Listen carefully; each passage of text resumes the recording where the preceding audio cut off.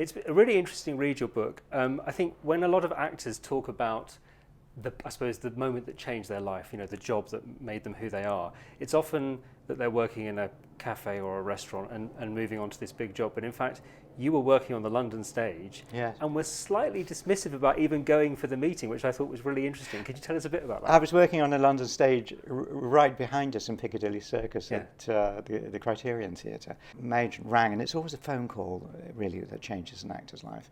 And she told me about this production, American film, a man called George Lucas, who neither of us had heard of. Imagine. And he wanted me to see me for the part of a robot in his science fiction film. And it was very low budget and all that kind of thing, so don't get excited, And I was far from excited. What do you mean a robot?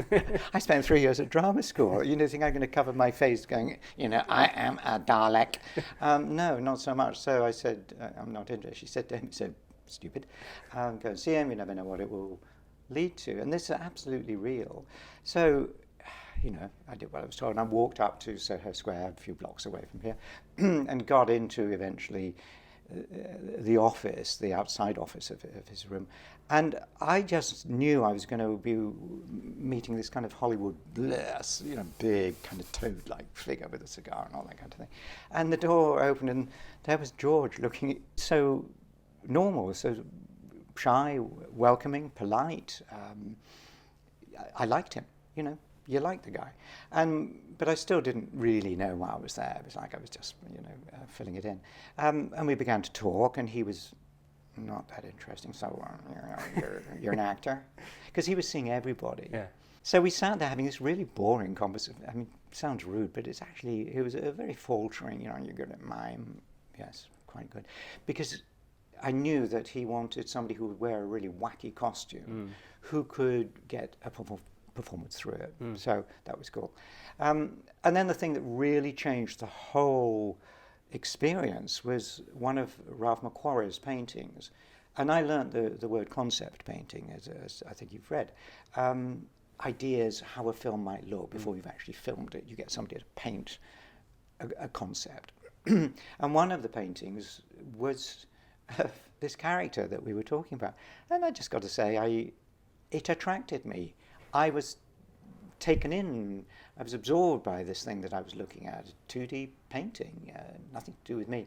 There was a kind of innocence, a kind of vulnerability about this thing that Ralph had painted. Anyway, that was the end of that, and they sent a script round the next day, and I'd never read a film script. That wasn't my kind of life. This was something I'd never thought of, being in a film. Yeah. I just wanted to act. I didn't know really what in, just wanted to act.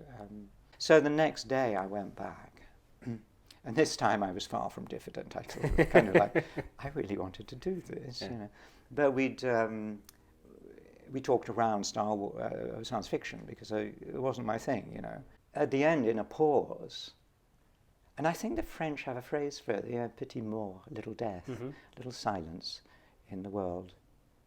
I just said, please may I play the part? George went, sure. And like that. Just like that. You were 3PO. It's so funny. I mean, we can see the figure there, and I think audiences are so familiar with what 3PO looks like. But it was really interesting to hear through the early stages of filming, you and Maxie, your sort of dresser and confidant, were finding the shape of 3PO and finding a sort of way of wearing it that would work, because it sounds incredibly uncomfortable.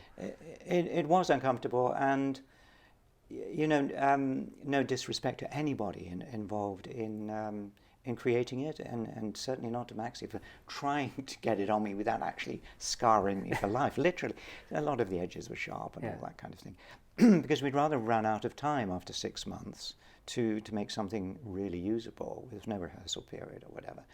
And so it really was a crash course in nightmare acting, because I was used to rehearsal time on television or on stage. I was used to not standing in the desert. I was certainly not used to wearing clobber like this. As well as the sort of physical uncomfortableness of wearing that costume, you've mentioned about how once the first film came out, there was a slight uncomfortableness, which was that the film producers were quite keen for people to think that it was an actual robot, that there was no actor inside it, and that you felt that slightly took away from, of course, all the hard work that you put in as an actor to make 3PO come alive. Yes. That must have been quite hard for you as an actor to sort of... Because on one hand, my job had been, and I had accepted it with full responsibility, to play a robot. And the remarkable thing to me was that people believed, but I'd wanted them to believe, and that's fine. But if you're playing a character as an actor, the audience should believe you for those 2 hours on stage, or the 2 and a bit hours on the film. But then, there should be credits that, and everybody goes, yes, of course it's played by Anthony Daniels, but we don't mind that whilst we're watching the film. But afterwards, hey, well done, you did good. Nobody ever said, well done, or you did good. That hurt.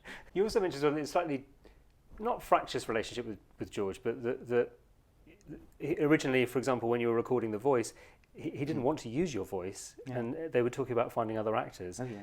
Most people will be shocked to read that because, of course, your voice is absolutely 3PO. They're predisposed to that now. They don't got a choice no more. I was shocked because George Lucas could have mentioned at the time, Anthony, the voice you're doing is crap. Can you do another one? What else can you do? He didn't. He just, I can remove that. Yeah. Now, in his defence, he'd written something, and I'd come along and went, oh yes, it's awfully good, but I'm going to do it this way. Yeah. There's nothing rude or impertinent about it. It's just the way actors are. They do it their way, unless to do otherwise. Which is why you have a director in a show. But he was busy doing all sorts of other things. That I could do the robot later. And of course, one film becomes 3, becomes 6, becomes 9. There's magic. You've done animated series. You've been involved in computer games. Yes. It's become a sort of lifelong job for you. Yeah. I wonder whether going back to the younger you who went to that first meeting, if you could go back, in fact, maybe if you could go backstage to Rosencrantz and Guildenstern are Dead when you were doing that part just before you got the meeting, what advice would you give young Anthony Daniels about the meeting, about the job? That's a really hard one. I suppose, to quote, stop at it almost, a coin has 2 sides. So, no doubt about it, it changed my life, Star Wars, whatever. And somehow it's the might of it, the majesty, the breadth of it, the world coverage, if you will, whether or not people at the beginning knew it was me, doing this, whether they knew not or not, various offshoots of it began to, with my permission, with my total acceptance, nobody was strong-arming me into doing anything, but I became almost bound to it, with a professional sense and also with it's a job. I got another job. Actors need work for 2 reasons. They need money to live, but also your brain as an actor says, feed me.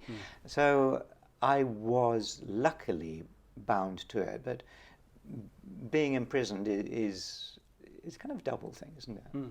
So I'm not sure I'd say to me, do it. I don't know. I'm sure I wouldn't still be acting because, to be honest, I wasn't that good of an actor. I was very, very average. Eventually I would move on to the sort of parts on TV or whatever. If I wasn't there would be a strange pause. But then the show would go on. but do you understand? I totally understand. And I'm not being falsely modest. I'm being absolutely, as I try to be in the book, fairly sort of open about it. I'm not ashamed or whatever. I just know that the sort of actors I now look at on stage and on television and films, and of course the industry is so multiplied and is now so multifaceted, the acting profession, the acting fraternity has become amazingly wonderful and remarkable. I grew up in the days of Laurence Olivier and someone, how shall I say, histrionics was like the other thing. A slightly fruitier delivery. A little fruitier, yes. Well, as I said, it's been a fascinating insight into all of those films and all the things that you've been involved in, Anthony, and the sort of, I think the frankness with which you talk about what it was like to be inside 3PO was really interesting. So thank you so much for your memoir.